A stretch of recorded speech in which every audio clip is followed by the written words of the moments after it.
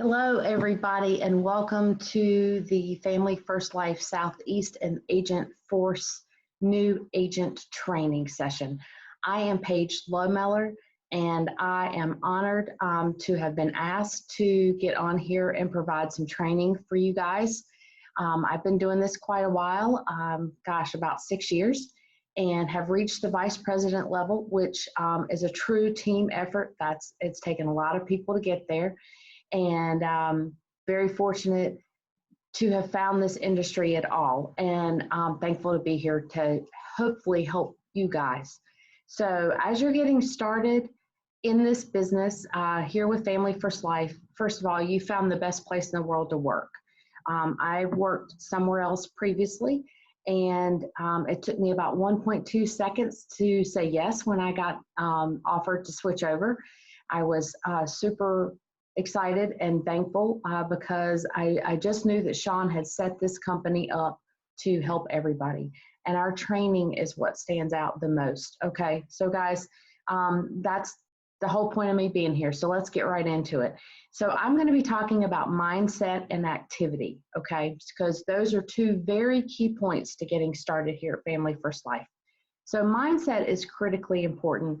You know, what we do is not difficult work. You know, it's not manual labor. We're not digging ditches, things like that. But what we do is not easy. There is a true mental component to what we do here.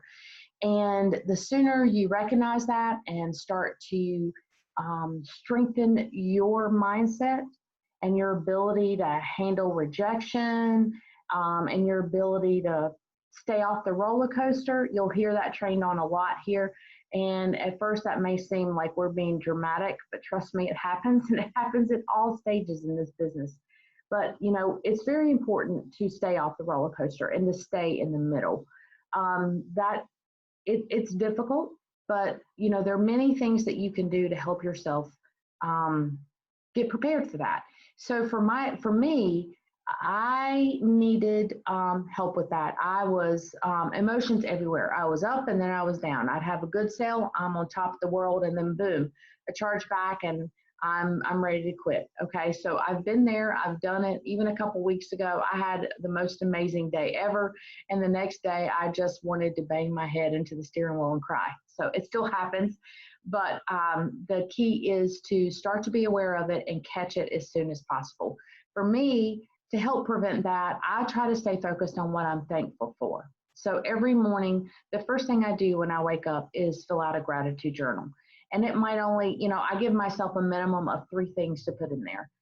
But quite often it ends up being more. And whenever I'm anxious or worried or frustrated, stopping and focusing on what I'm thankful for gets me in the right frame of mind. It shifts everything from the negative to the positive. So I highly recommend that. If any of you listen to Dave Anderson's podcast or have read his books, this is something that he does. So definitely coming from a good source here. So gratitude journal. The next thing I do to help me stay off the roller coaster and to stay positive and not have that that negative mental self-talk going on, try tuning in to what you're saying to yourself. Try being aware of it. Start to pay attention. And when you hear negative anything going on in your mind, you got to shut it down. You got to shut it down quickly. My affirmations help with that. And this is something I learned from Athena Villanueva. And at first I thought, this is the hokiest thing I've ever done. But with her pestering me, not pestering me, definitely encouraging me to continue. She said, this life doesn't change in a week. It doesn't change in a month. These are old thought patterns that you've had for years. It takes a while to overcome them. With that in mind, those affirmations, if you do them daily, whenever I catch myself with any type of negative thought process going on, I immediately replace it with my affirmations.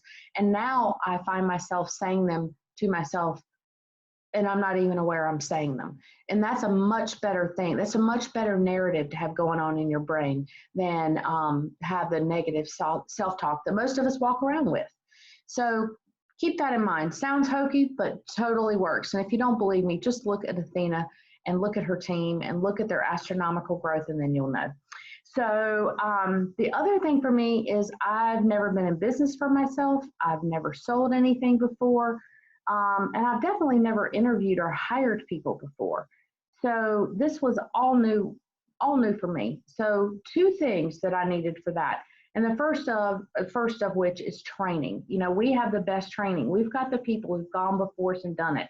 Mike Kilmet, John Wetmore, Dominique Rogers, Mark Mead, um, Paul McLean, Andrew Taylor. For heaven's sakes, we have so many that can truly help us learn and grow as we need to, so we can continue to improve in this business.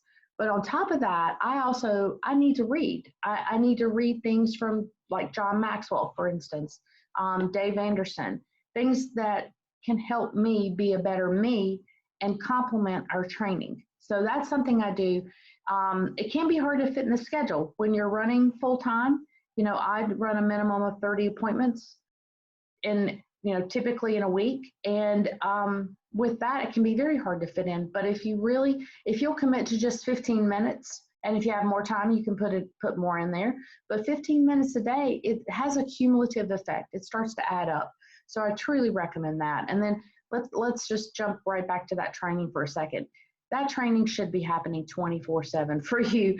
I mean, not above work, but if you're in your car on your way to appointments, your car needs to be a rolling university. You need to always have training on. Music is great, but you know, maybe one song to get you pumped up and then get into that training. Okay, guys, listening to your favorite band on the way to and from appointments is not going to help you get better at this business. Okay, so training as much as you can fit it in. And I do have training blocked out in my schedule. You know, that is a due. That's the first thing that goes in my weekly schedule. And then my appointments and everything else go around that. So I keep up with the fresh stuff, but I'm listening to old stuff. We have so much everywhere archived. It's amazing. So dig in and enjoy. Now let's talk about activity, if you will. That's the next step, right? And sometimes that's the hardest step when you're brand new. You know, getting on the phone that first time, that phone seems like it weighs 1,000 pounds. And I remember thinking that the people truly could reach through the phone and, I don't know, bite me or something. I was petrified. The first time I ever dialed, again, it was a different company. I was in a group setting and I tried my best to get as far away from everybody as possible. I didn't want anybody to hear me. Thankfully, it wasn't a big office, so that wasn't really possible. And people did hear me and they gave me feedback, okay? I needed that to get better, okay? So you need to commit to getting around people when you're dialing and you're new, okay? This will increase your dialing activity because you will get feedback, which can help you get better fast. Also, you'll get to hear other people doing it. You know, with dialing, it's so important to hear the pace and the tone and how they're overcoming objections. You know, there's just so many people. So if you are within 2 hours or more of an office, I highly recommend that you get to that office to dial. If that's not possible, if you're too far away or your schedule won't allow it on a specific day, so many teams are having Zoom dial sessions. We do that with Dominique Rogers, and anybody is welcome to join. Send me a message. I'll send you the meeting number so you can dial into our Zoom live dials. Highly recommend it. But, you know, with the dialing, there comes a point you need to realize you need to commit to a set schedule. This took me way too long to get very specific with. So do recommend getting a set schedule, okay? For me, I follow the typical full-time schedule where I'm dialing on Thursdays from Friday and Saturday, and then I'm dialing on Mondays for Tuesdays and Wednesdays. So I've got 4 run days and 2 dial days. Now, the next hardest thing with that was committing that dial day and not scheduling any appointments on that day. I would talk with people and they're like, oh, I can only meet on Monday. And so I'd fit them in my schedule and I'd be like, it's just one appointment. It's okay. But I had to leave from wherever I was dialing, drive to the appointment. I can't drive and dial. I'm not safe in the car. I know a lot of people can, but yeah, that would create potential hazard for me and the other people on the road. But that would be downtime that I'm not dialing. Then I'm in the appointment. If I'm doing application or multiple applications, that's further time away from dialing, and then driving back. And before you know it, I've messed up my dial day and I don't have my Tuesday and Wednesday scheduled. So I totally shot myself in the foot. Okay. So I had to get to the point where I'm the doctor and these people are the patients, and I tell them I don't meet on Mondays. So typically when I stand firm, I'm still able to find a time to meet those people. You know, it may take a little back and forth. What time do you get home? How about on this day? What about this day? And it may be I don't get them that week, but I get them the next week. But do, guys, commit to a schedule and resist that urge to run appointments on your dial day. You truly do shoot yourself in the foot. The other thing about this dialing in terms of activity is it needs to start early. You know, a lot of people start at 7:30, and everybody's probably eyes are getting big at that thought, but you can catch a lot of people before they head out to work at 7:30, and you can get on their schedule. You can catch them before they get into work and get in meetings and they get frazzled. And so 7:30 is a good time to start dialing. At the bare minimum, you should not start dialing any later than 8 a.m. I will tell you that the 8 to 9 o'clock, oh my gosh, that's when I book the most appointments. So if you're not starting till 9, you're missing out on that. Okay. So, you know, if you guys came from a regular clock in job, you know, where you had to be there at a certain time and now you work for yourself, you might kind of be like me and feel like, well, I don't have to dial at 8. You know, I'm my own boss. So that's what I did at first. Didn't work very well. So learn from my mistakes and go ahead and be a good employee to your employer self. Okay.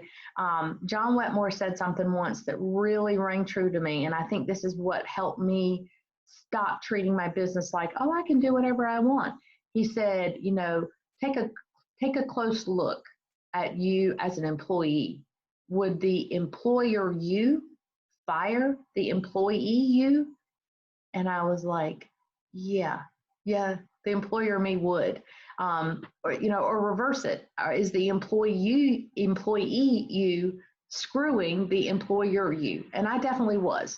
So, you know, take a few minutes and digest on that one. I think you'll find that it'll be very beneficial to start treating this like you've got a time clock to punch in, okay? So you should not be starting to dial any later than 8. And then everybody asks, well, how long do you dial? Depends. There are days when I finish around 1, 2 o'clock, and I'm like, yay, I can work on a million other things now. But there are, the main thing to realize when it comes to dialing and how long you dial is you need to set an appointment goal and you don't stop until you meet that goal. If it's 1 in the afternoon, if it's 4 in the afternoon, if it's 6 in the evening, if it's 9 p.m., that's a grueling dial day, but if that's what it takes to reach your appointment goal, then that's what you do, because dial days are the actual money-making days. If you are not setting appointments, you don't have anybody to see to help with insurance, therefore no commissions. So if you've been looking at your run days as your money days, reverse think that one and look at dial days as your money-making days. The other thing I want to mention in terms of activity is, you know, when I first got started, 20 appointments was the full-time, what everybody aimed for. And then it went up to about 24, 25. Guys, now it's 30. And that's my minimum appointment goal in a week is 30. And I remember thinking, oh my gosh, I'm never going to get to 30.